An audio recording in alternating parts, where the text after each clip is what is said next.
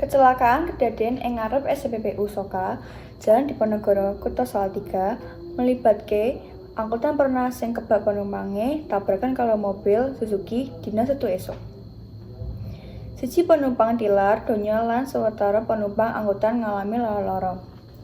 Kecelakaan wiwitane nalika kendaraan Suzuki X-Aver mlaku saka arah Blotengan menyang Salatiga. Banjur ing ngarep SPBU, mobil kuwi tiba-tiba mbelok nengen ngluwihi marka dalan. Bareng karo iku, mlaku angkot pernas saka arah Salatiga menyang Semarang. Mulane, titik benturan ana ing ngarep Alfamart, ana benturan ngarep-ngarep, banjur prona oleng lan tip.